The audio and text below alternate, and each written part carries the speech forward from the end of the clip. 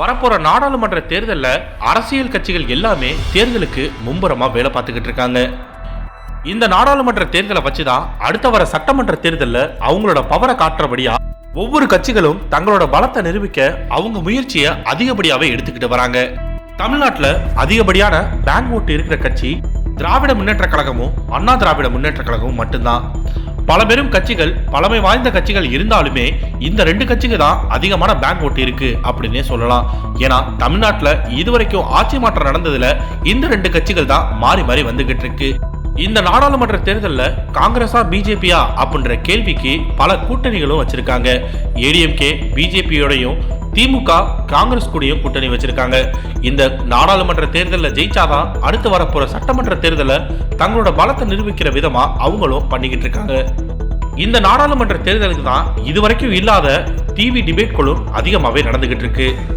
முன்னாள் முதலமைச்சர் ஜெயலலிதா இருந்தபோது லேடியா மோடியா அப்படின்ற விவாதத்துக்கு பல கேள்விகள் மோடி லேடி அப்படின்ற மாதிரி பதில் வந்துச்சு. இதுல மன்மோகன் சிங்கும் இடையில மாட்டி சிக்கி தவிச்சாரு.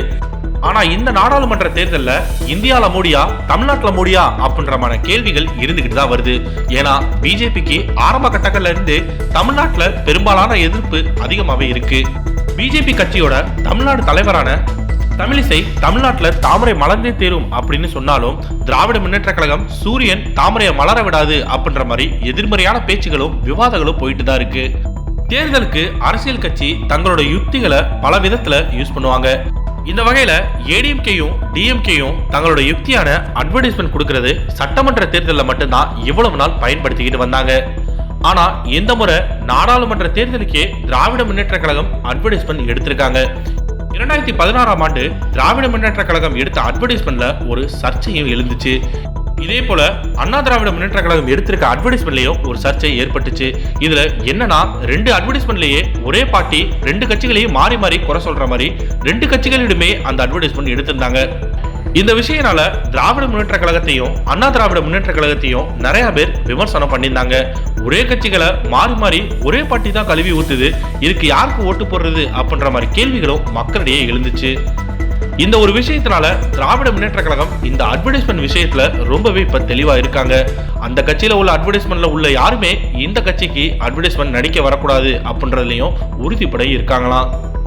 இது போக பாராளுமன்ற தேர்தலுக்கு இந்த அட்வர்டைஸ்மெண்ட் சினிமா குவாலிட்டியில இருக்கணும் அப்படின்ற நோக்கத்துல ஹை லெவல் கேமராவும் யூஸ் பண்ணிக்கிட்டு இருக்காங்களாம். அது போக ஹை பட்ஜெட் அட்வர்டைஸ்மெண்ட் எடுக்கிறதுனால இந்த அட்வர்டைஸ்மெண்ட் ரொம்பவே குவாலிட்டியா இருக்கும் அப்படின்ற மாதிரியும் பிலிம் இண்டஸ்ட்ரியில இருந்து ஒரு தகவலும் வெளில வந்திருக்கு.